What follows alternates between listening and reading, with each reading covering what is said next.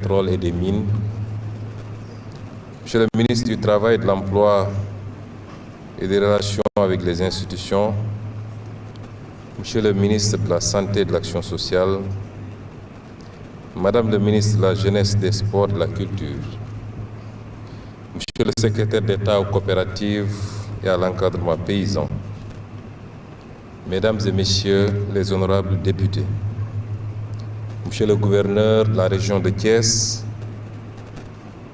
Messieurs les préfets et sous-préfets,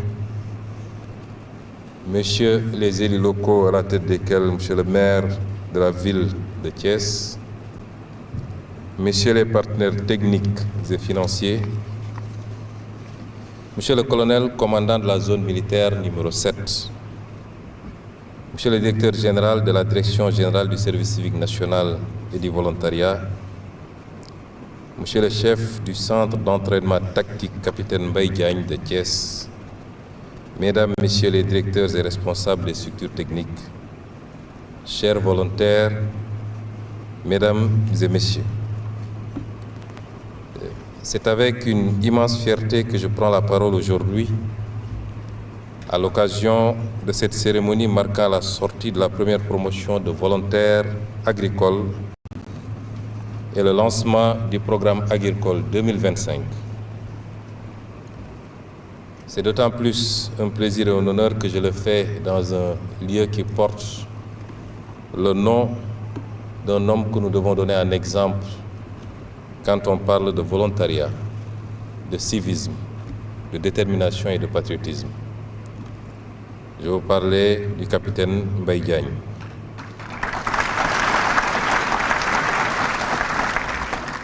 Vous me permettrez également de saisir l'occasion pour rendre un hommage appuyé au colonel Pape Mignane Diouf, qui a été mon aide de camp et qui pendant 1 an m'a servi loyalement et qui, jusqu'à son rappel à Dieu, était rattaché à ce camp.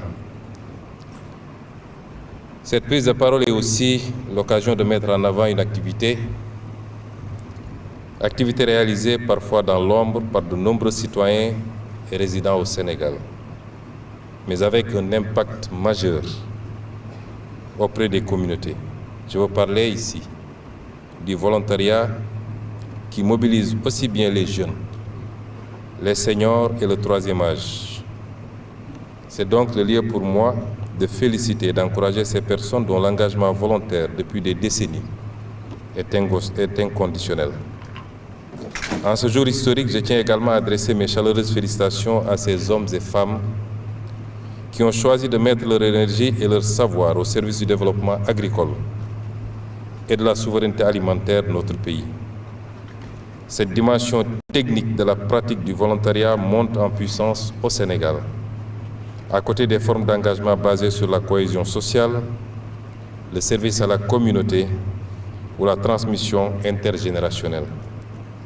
Pour cette promotion, il est question d'opérer sur site, mais dans l'esprit de la diversité et de l'inclusion.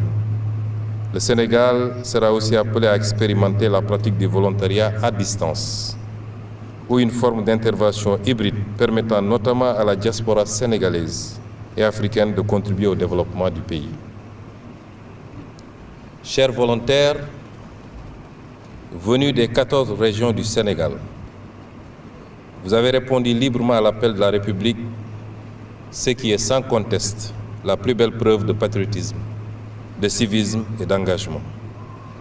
Vous avez été sélectionnés à l'issue d'un processus rigoureux, transparent, inclusif et équitable, lancé conformément à mes instructions données lors du Conseil interministériel consacré à la campagne agricole 2025-2026.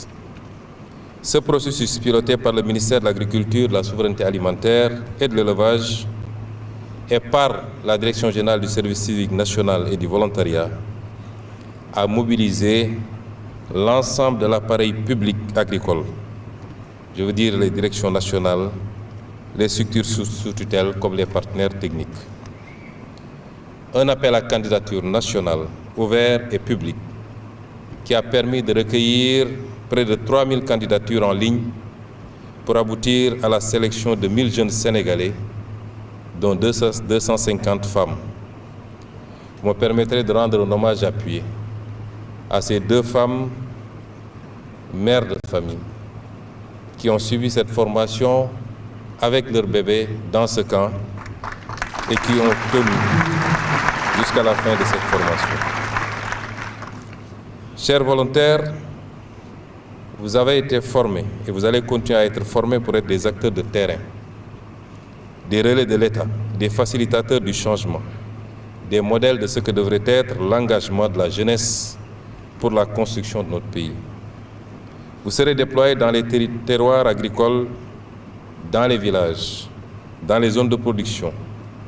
Vous y jouerez un rôle essentiel en partageant et en propageant le civisme et la citoyenneté à travers les organisations paysannes et les coopératives locales, à travers l'animation rurale, à travers le conseil agricole de proximité adapté aux réalités locales, mais à travers l'accompagnement des dynamiques de développement local sous la supervision des élus locaux et des services techniques déconcentrés.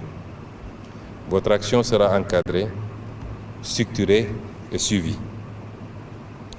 Vous rejoignez des milliers d'autres volontaires, citoyens actifs au service de la nation. Mais vous devez faire encore et toujours plus dans la nouvelle approche du volontariat institutionnel que nous voulons expérimenter. Vous êtes en effet les pionniers. Il s'agit ici d'un modèle de base sur lequel la Direction générale du service civique national et du volontariat devra appuyer avec les différentes administrations centrales pour mobiliser toutes les politiques sectorielles des volontaires institutionnels qui viendront en appui, tout en mettant en priorité dans les réflexions les modalités d'insertion à la fin de l'engagement. Vous avez su répondre à l'appel de la patrie ne vous oubliera pas.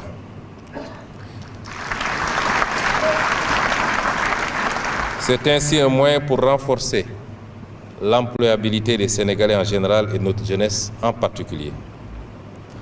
Mesdames et messieurs, le Sénégal, sous la haute impulsion de son Excellence Bassirou Diomaye Diakhar Faye, président de la République, a fait le choix d'un volontariat inclusif, accessible à tous les âges, à tous les profils et à tous les secteurs d'activité. Le repositionnement au niveau de la primature a effectivement l'ambition d'en faire un élément central de la réalisation des politiques publiques en matière de développement. Par conséquent, l'agriculture que nous célébrons aujourd'hui ne sera pas le seul secteur concerné. La pratique du volontariat institutionnel s'ouvre au commerce, à l'éducation, à la santé, à l'environnement, à la culture, au numérique, à la protection civile, bref, à tous les défis qui façonnent notre avenir collectif. C'est le lieu de vous annoncer ici notre ambition de créer le plus grand centre de transformation pour l'employabilité en Afrique, avec presque tous les métiers portés par la Direction générale du service civique national et du volontariat.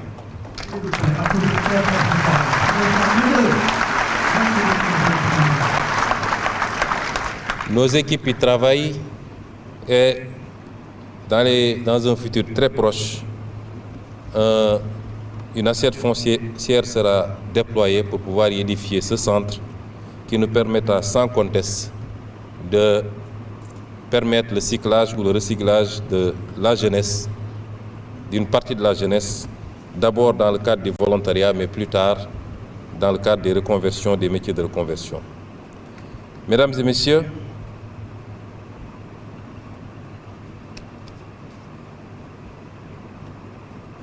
le volontariat est un moteur de transformation sociale, un instrument de participation citoyenne et un levier d'opportunité pour notre jeunesse, mais aussi pour les moins jeunes.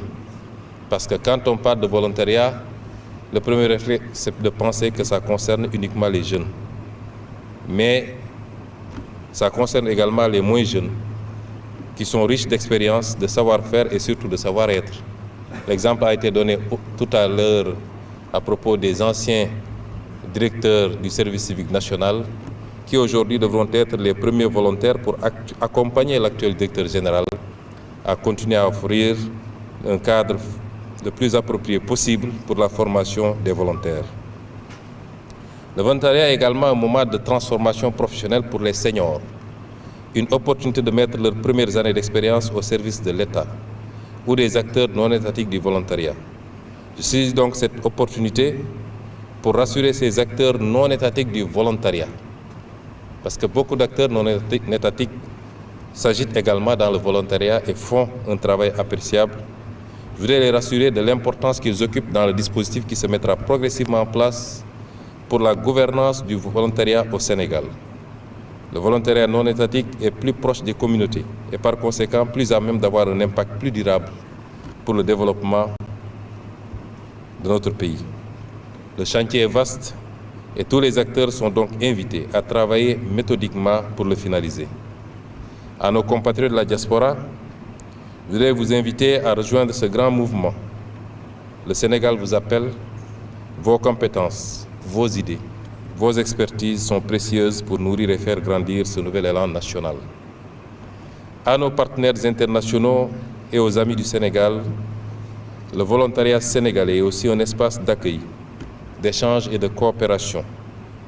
Nous vous invitons à vous investir, à collaborer, à co-construire avec nous des projets porteurs de sens et d'impact durable. Mesdames et messieurs, le volontariat est un acte patriotique fort, un don de soi pour la nation. C'est un choix noble, un acte de foi à l'avenir et une preuve d'amour pour notre cher pays, le Sénégal.